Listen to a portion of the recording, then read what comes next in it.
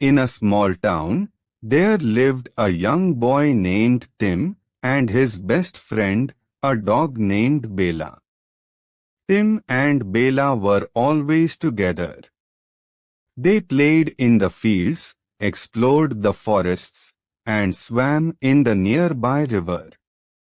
Bela was a loyal dog with shiny brown fur and bright, intelligent eyes. Tim loved Bela very much. One sunny morning, Tim and Bela decided to go on an adventure. They wanted to explore the old, mysterious forest at the edge of the town. Tim packed some food, water, and his favorite map in his backpack, and off they went.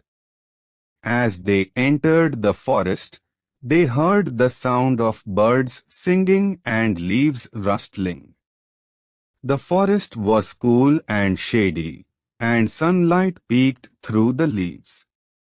Tim and Bela walked deeper and deeper into the forest, following a narrow path.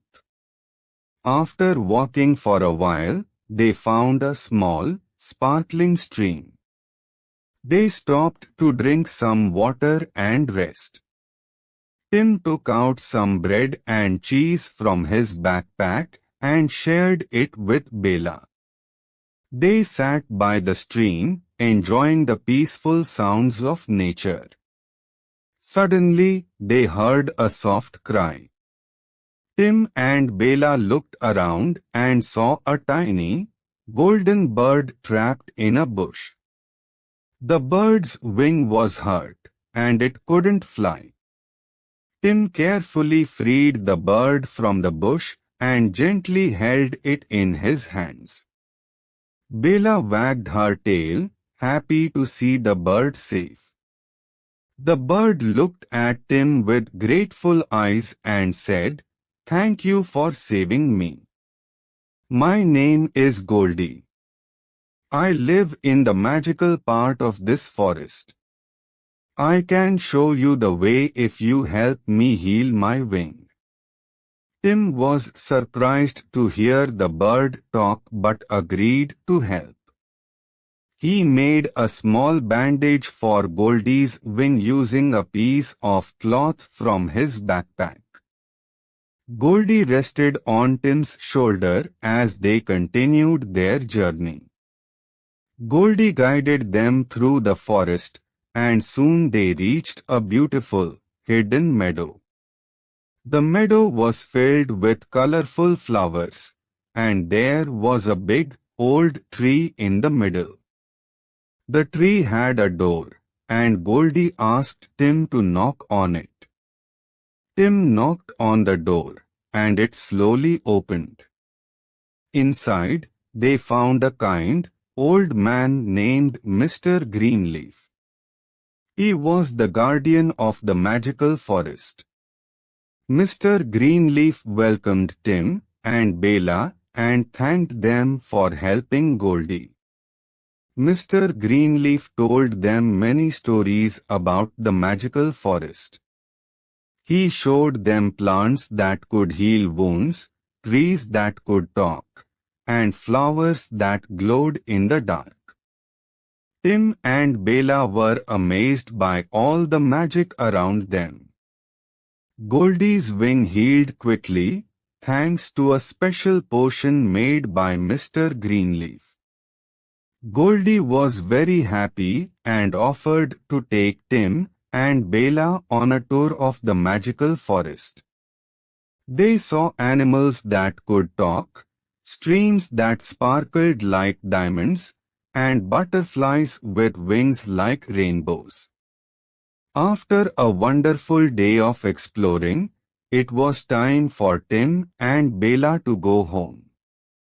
Goldie and Mr. Greenleaf gave them a small bag of magical seeds as a gift. These seeds could grow into plants that would remind them of their adventure. Tim and Bela thanked their new friends and promised to visit again. They followed Goldie back to the edge of the forest.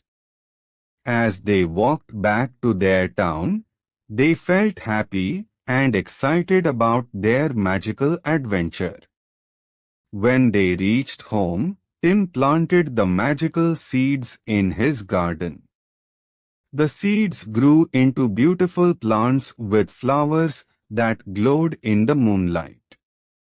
Tim and Bella's garden became the talk of the town, and everyone loved to hear the story of their adventure in the magical forest.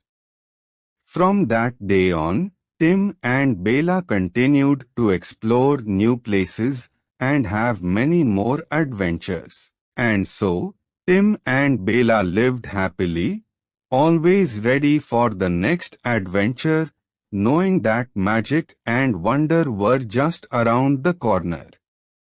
I hope you enjoyed this story and found it easy to understand.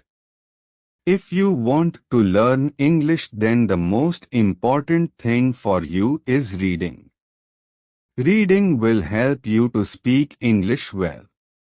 You are doing both reading and listening together, and if you get stuck while speaking English.